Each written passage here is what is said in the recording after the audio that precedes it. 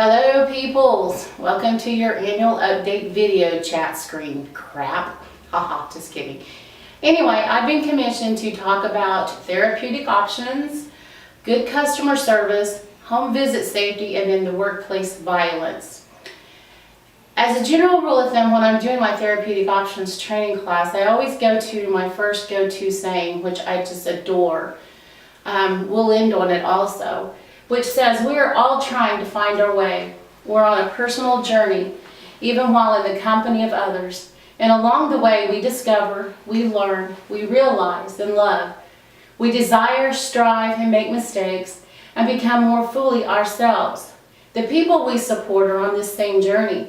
And while it may be our vocation to accompany them for some number of hours each day, we have to remember it is their journey. We may help them along their way, perhaps by illuminating the path or by clearing obstacles, but we cannot take their journey from them because it is theirs. And so when we start remembering that the clientele that we work with and the people that we're helping, it's their journey. We have to stop and listen to what they want, what they're focused on. And every treatment plan should be guided by the consumer. One way to begin learning what their journey is about and how we can help them on their journey is by listening, complete listening. The first step of listening is always to be able to convey an understanding of empathy for the person. This is done by reflecting back to them what their feelings are and the content of communication. Empathy, one of the main things we need to understand, empathy is the experience of understanding another person's condition from their perspective. We don't have to live it ourselves, but we need to understand from their perspective. You have to place yourself in their shoes and try, if you can at all, to feel what they are feeling. This indicates that you are getting a concept of who they are and what they're going through. To be a good listener requires several different things. Excuse me. We have to do it with intention and practice. It's not an easy thing to do. We can start by asking ourselves questions as, what does this conversation really seem to be about? What's lying below the surface here? Can we use what questions? What were you thinking at this time instead of why? As a good listener, your role is to provide reflection to the other person, to tell their story, and not to come into their own solutions, and realize that they have some power in the situation. Actively listening actually helps build the trusting and helping relationship, that therapeutic alliance we're all looking for.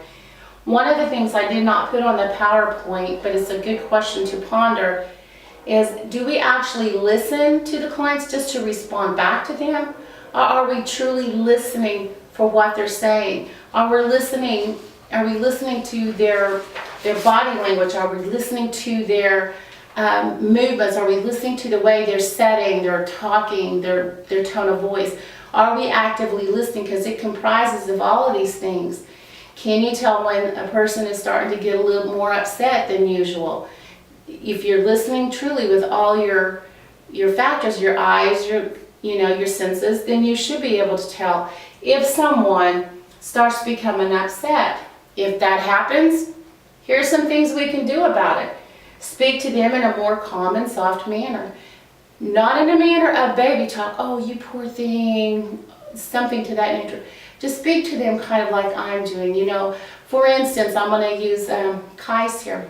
So Kais, you're sounding a little bit angry here. Can you tell me what's going on with that, or what upset you? So you see, I'm talking to Kais in a calm, soft manner, which you can't see him, but he's smiling, haha. But when you talk to them in that manner, you can start helping them keep calm. Another way is to ask them to tell you exactly what's bothering them so you can try to assist. One thing you need to remember also is, the safety. We always want our customers and our staff safe. So if you have a client that's a little more agitated than normal, start having other staff members to try to get the area clear of everyone, or try to pull this one into a different area where everybody can be in a safe place, safe motion. Make sure the area is safe for everyone. We just talked about that. Ask for assistance. If you don't know what you're doing or if this is beyond you, don't hesitate to say, hey, can someone go get someone to help me? It's nothing bad against you when you need assistance, because not everybody can deal with upset clients. Ask the consumer if they have any grounding techniques that they have used in the past, any breathing techniques. One easiest way to keep a consumer grounded to you is simply by saying your name. Like if I say Kais, he automatically is going to look up at me. If I say the consumer's name, they're going to automatically look at you. So one thing is to continually say their name and try to get their little bit of their anger down to a manageable level. Probably won't get rid of it all, but it can get down to a manageable level. But one thing you need to remember is for you, the clinician, to stay calm, to keep your voice down, and to speak to them in a manner that they understand and they don't feel like you are patronizing them. Which, we have to remember too, we have to share the power with our consumers.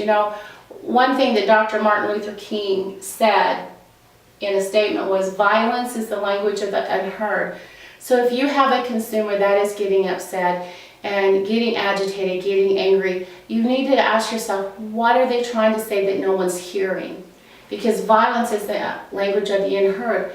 Like with children, little Tommy is throwing a hissy fit and he throws himself down on the floor. What happened with little Tommy? What is he trying to convey?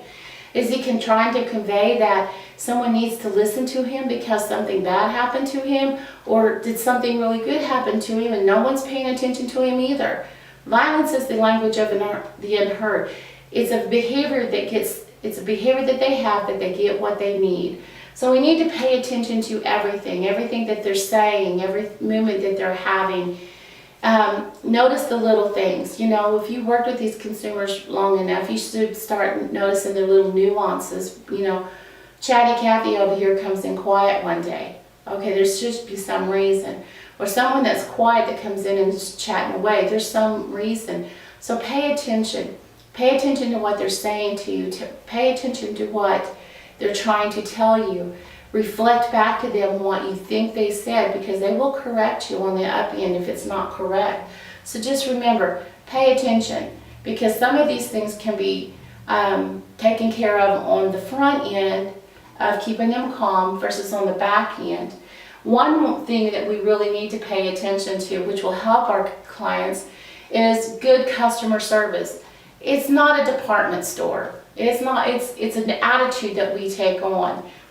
Good customer service. How many of us here really like to have good customer service, like when we're going to a restaurant? Do you not like the waitress that comes by and fills your glass and you never have to ask? Don't you like the waitress that smiles and speaks kindly to you? We all do. I know I in fact do. One thing we need to remember when we're working in mental health, the people that are seen first are usually your receptionist or your support staff. So good customer service. Are you friendly when you greet them? How do you talk on the phone? How are you presenting yourself? This could make or break a company. The front end can always make or break a company.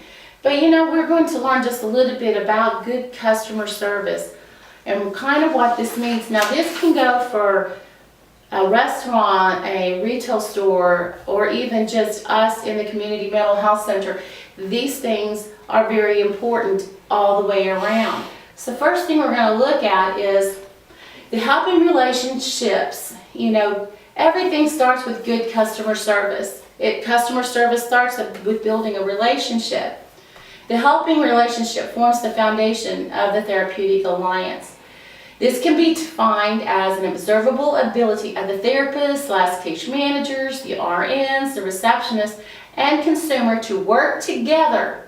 And see, there's that good word, working together in a realistic collaborative relationship based on mutual respect, based on liking, based on trust, and the commitment to work of treatment.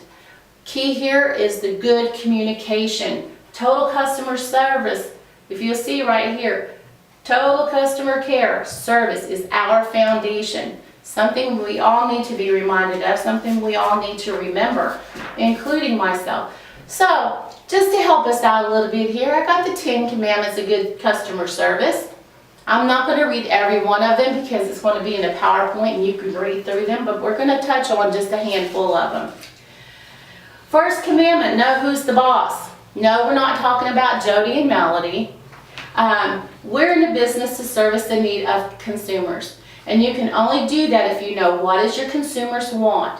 When you truly listen to your customers or your consumers, they will let you know what they want and how you can provide them good service. Never forget that the customer pays your salary and makes your job possible. And see, I think sometimes we forget that without the consumers, we would not have a company. Without the consumers we serve, we would not have the jobs. So we need to treat these consumers as we would anyone else, family, friends, loved ones. Treat them with the respect and dignity they deserve. Give them good customer service, because you know what? What we're learning right now is we're not the only mental health service in town any longer. So what's going to set Egmont Fair above the rest of them? Part of this could be good consumer service. The services that we give them in such a way that they want to go out and sing our praises, so people that have some issues can come back and see us.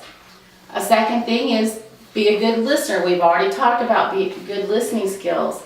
But one thing that was said in here in your listening skills is be aware of making assumptions, thinking you intuitively know what the customer wants. So be aware of that hole that you get into. Don't assume that you know it. Just make sure you ask them. Because, like they say, what's the first 3 letters of assumption? Makes a blank of you and me. That's what I thought. Customers make customers feel like they're important and appreciated. Do we treat these people as individuals? Or do we look at them as, oh my God, here comes Susie Q again and she's having her borderline? Keep going. Do we look at these consumers as their diagnosis, or do we look at the consumers as people? Because they are people, so we need to remember that. We need to make them feel that they're important, that we appreciate them. They are sensitive, and they know whether you're going to care about them or whether you're not. Do you thank them when they come in for their appointments? Thank you for coming and seeing me. I hope you have a good break. Do you greet them properly? Do you say goodbye properly? So these are things that are regularly that we need to pay attention to. How do we apologize? How many of us had to apologize to a consumer that we've done something wrong or we've misinterpreted something? I, for one, am. I, for one, have gone up to a consumer and say, hey, listen, I need to apologize for my attitude towards you yesterday. I'm not making an excuse for it. It's something that won't happen again, but I do want you to know I apologize.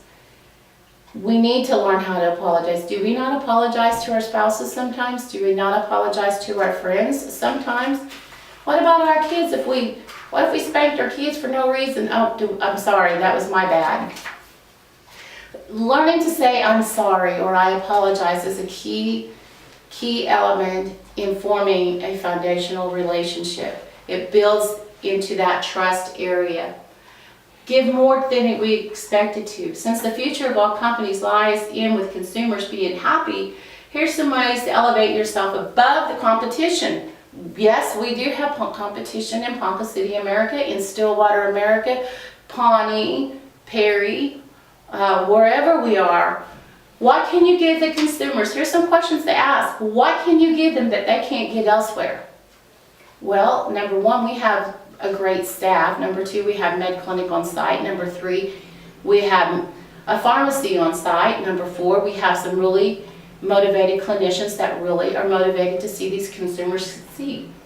What can you do to follow up and thank the people even when they don't come here? Well, maybe just, hey, we've just got to follow up and see if you've got your services going somewhere else, That would be very unexpected if someone come in and fill out an application and decided they didn't want services with us and went somewhere else, and we can just say, hey, we just want to make sure you got into services. What can you give the consumers that they totally unexpected? That's That's just something that you're going to have to figure out. You know, each consumer is different. So let's try to give them some more better consumer service. Give regular feedback. Encourage and welcome suggestions on how you can improve.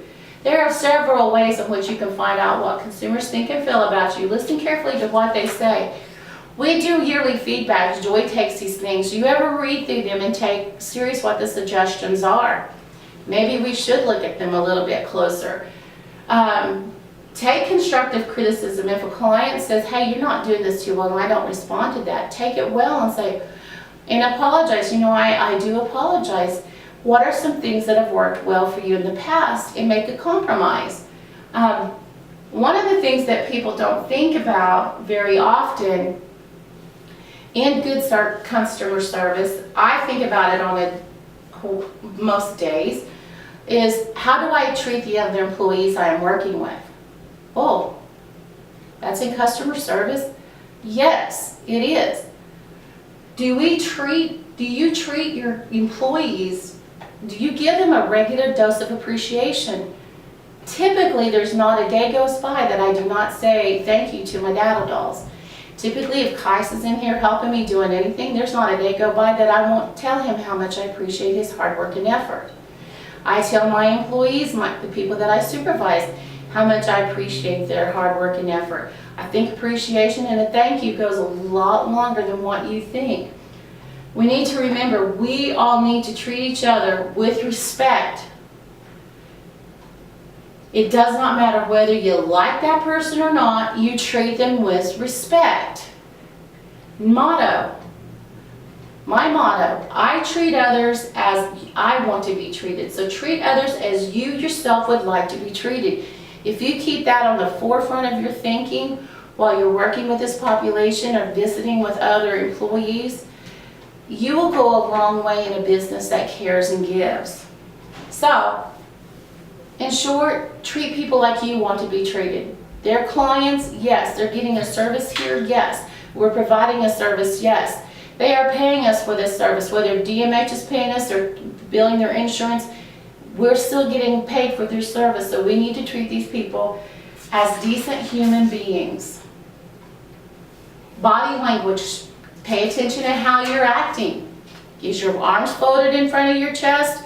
Are you slumped in your seat? Are you conveying to them that you are really wanting to help them or understand them? Understanding is crucial. Help customers understand your systems. Your organization may have the world's best systems for getting things done, but if the customers don't understand it, they can get confused and impatient. So, like if clients are needing some case management services and help doing this or that, remind them, things didn't get here overnight. We can't fix it overnight. It's a process, but you have to be patient, and I will keep you informed as the process goes on. That's like if we're assisting getting them housing. The housing, once the application's out of our hands, it's out of our hands. But we can help facilitate with them and, help them call, check and see where their status is. Help them understand that patience sometimes is their best bet, because we can't push everything through as we would like to. Trust me, we would like to. And remember the appreciate the power of yes. Always look ways to help your consumers. If they have a reasonable request, they always look forward to someone saying yes. Many, many times, some of our consumers, especially with depression and anxiety, have been told so many times, is there something you can say yes to them? Yes, I can help you fill out this application. Yes, I could go with you to accompany you on the appointment to give you the support and help you manage your symptoms. So try to say yes. But disclaimer here, right here, before you say yes, check with your supervisor to ensure you're not crossing a boundary. I personally have had my hand slapped so many times by Melody that I've learned to ask if I think it's going to cross the boundary. So before you say yes, you may want to check with your supervisor. That's my disclaimer. Yes, you see me slap my own hands. So next, what we're going to look at, besides giving good customer service, is, when we are providing services, a lot of our services are provided out in the community or in the homes. And we at Edwin Fair want you to be safe. And so we're going to talk about a few things to remember on home safety.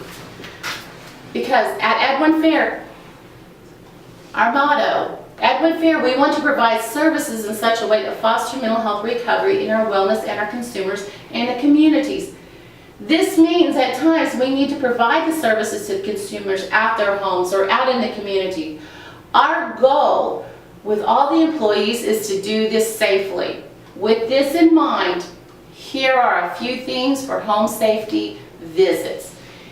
And I want to say thank you to Becky Assel for going over some of these with me and approving them, because she works more in home safety areas than I did. So here we go with home safety visits. And some of these you guys really need to pay attention to. Before the first initial visit, what would be good is if you could become familiar with the neighborhood. I mean, you can do this through Google Maps or what other maps that you can find, just to kind of scope out the area. Ask the consumer who lives in the home, is the neighborhood safe? Is there crime in the area? Ask them if they have animals in the home. Call them the day before that you go to visit and let them know that you're coming. Call them the day that you do visit and let them know you're coming. Ask them questions the day of. Is anyone in the home? Any pets? Make sure, absolutely, positively, make sure your schedule is on our electronic health system right now. It's the Go Health or Go Think Health schedule. Make sure it's there. Make sure that support staff know that you're leaving the building. Period. End of story. Do not sneak out of the office, out the back door on your way to visit. This is all about safety. It's not about us keeping track of what, when, and where you're going. It's about your safety. If support staff know that you have left your building to go see whichever consumer, then they know that you should return within a certain amount of time. And if not, then they know that they can call the police station to have a welfare check done on you. This is not to keep up with you. This is to keep you safe. So make sure that your schedule is up on Think Health. If you do not know how to do that, ask your supervisor. Make sure before you walk out that door, the support staff know where you're going. Those are the two main things you need to remember. Those are the two main things that would irritate me to no end if that happened with my staff. My staff always walk out and said, I'm going to go see so-and-so. My support staff know where everybody is at all times. It's a safety factor. We want you safe. Second thing we need to look at, just some general tips, is to pay attention to your intuitive feelings. You know, you have that gut feeling, and if you feel something in your gut, something's not quite right, your gut feeling's really kind of true, so you may want to make a phone call and to check and see what's going on. Be alert. Always be alert to your surroundings. Now here's the point. Carry a cell phone with you, which is a good thing. Everybody typically has a cell phone. I would suggest you put it on silent if you're in session, so you're not disturbed all the time, but you want to have the cell phone handy, so if anything happens, you can actually call 911 quicker than later. So it's important to have your cell phone handy. Another safety tip about your cell phones, ladies and gentlemen, unless absolutely required by your program, do not give out your cell phone numbers. It is not productive for your clients to call you in the middle of the night saying, doggy ran out the door. Oh my goodness. We have crisis lines, we have hotlines to handle such things. It's never a good idea to give your cell phone out to clients who have the potential of misusing it. So word of warning, stop. If you're doing it, stop. Unless your program requires it. Many people that have worked for Edwin Fair have stubbed their toes or had something happen because they had the wrong footwear on. So make sure your footwear is appropriate for going out to visit in the homes. My rule of thumb for packed is no open back, no open toed shoes. They have to be closed so you can walk properly in them. Dress accordingly. Keep your purse and your wallet locked in your car at all times. There's no need for you to take your purse into home. Make sure you carry some antibacterial wipes or lotions. I would even suggest maybe a bottle of alcohol, so if the home happens to have any carpet critters or bed bugs, you can spray down before you go in, and you can spray down after you come out, because they don't adhere. You can get rid of them quicker that way. Don't let your guard down, and always make sure your car keys are easy where you can get to them. So if you have to get out of the home quickly, you can. One of the most important things to remember when you're doing home visits is always be near the exit. Stand by the exit or sit near the exit. If it's your first visit into the home, ask them to give you a tour of the home, but always walk behind the consumer. This will allow you to know where all the exits are, and hopefully you can plan an escape route. Hopefully you won't need an escape route, but it helps you plan for them. So know where the exits are. If they have a dog, ask them if they put the dog away.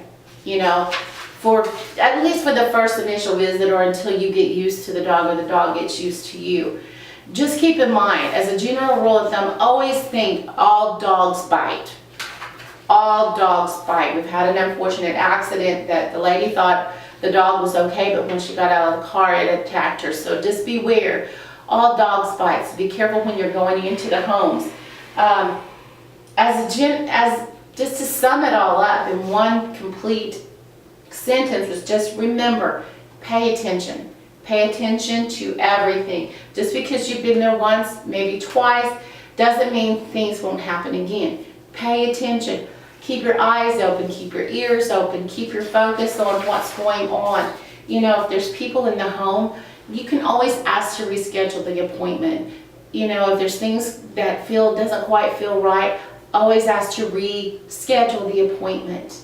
Call ahead of time, let them know you're coming. Make sure that the room is clear when you get there. So absolutely keep yourself safe, because that's what our goal is to keep all of our clients, all of our employees safe, providing the services out in the community that foster mental health recovery. So we want you guys to stay safe. Speaking of staying safe, we want to stay safe even where we're working, even in our office building. Workplace violence is considered an act or a threat of violence, harassment, intimidation, or other threatening, disturbing behaviors that occur at work. It ranges from threats to verbal abuse to physical assaults and even homicide.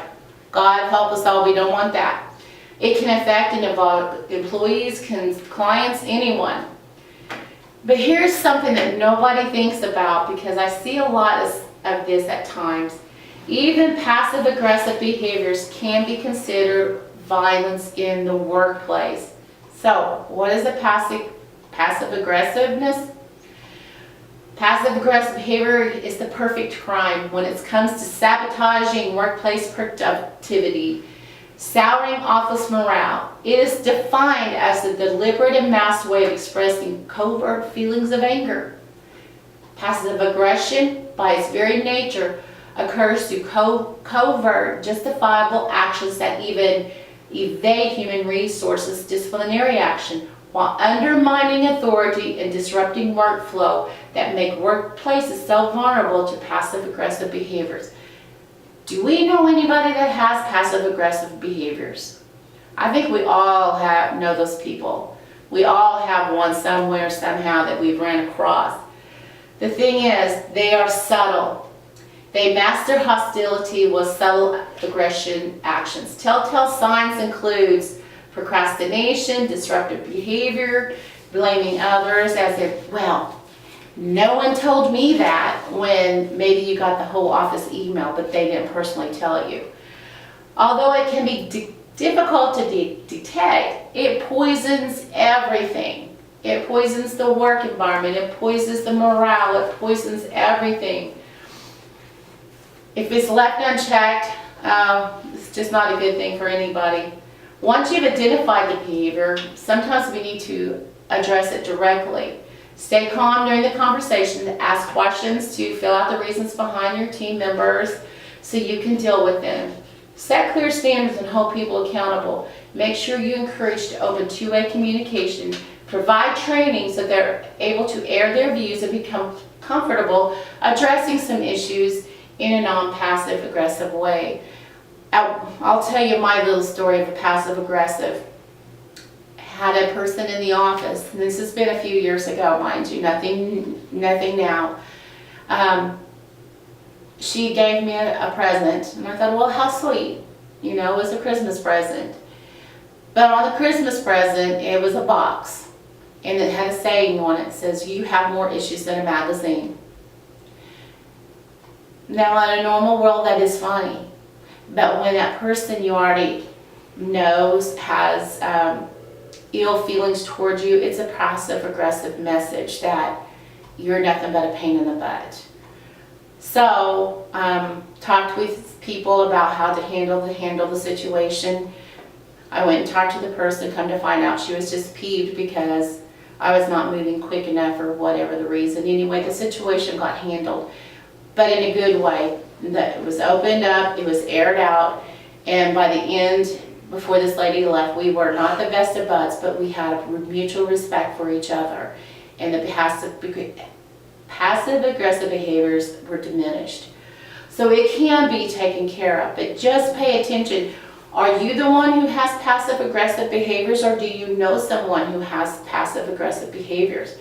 These need to be addressed before the poison seeps it throughout the whole well.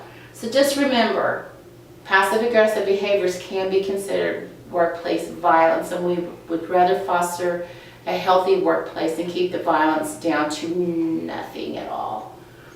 How to reduce it? Most workplaces reduce factors can be identified. One of the best ways is just have a zero tolerance policy in the workplace. I'm not real sure at this moment what our work policy is, but I'm pretty sure it's pretty close to the zero tolerance. So if you have some issues, please inform your supervisor. If the supervisor seems to be not taking action, please inform management. So there's steps to take. Tell your supervisor. If nothing's handled, tell management. If nothing's handled, tell Jody. Jody's part of the management, yes, but you know, you can talk to Melody, talk to Jamie, talk to Jody, see what can happen. Maybe someone needs to come down to just have a little tribal sit down, a little conference, and a little powwow to get things taken care of and talked over.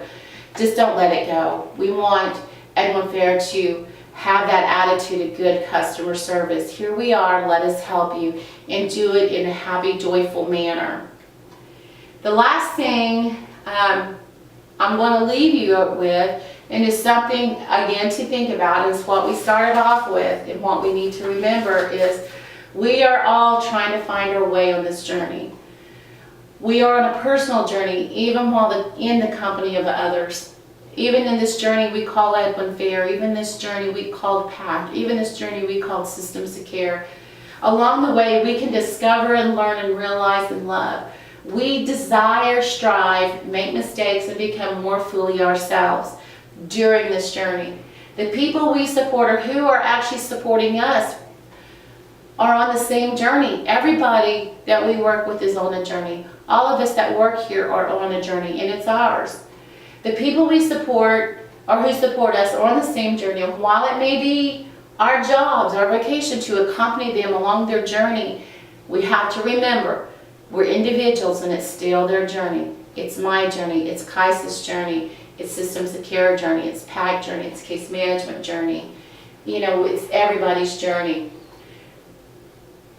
So we may be together for a number of hours a day on their journey, and we may help each other along the way. Sometimes just by shedding some light on something, sometimes just by clearing obstacles, but we cannot take the journey from them because it's their journey. So remember, dignity, respect is two key words to earning the trust and forming that therapeutic helping alliance with the consumers, with staff, with management. So with that, I say good evening. You guys have a wonderful rest of the day.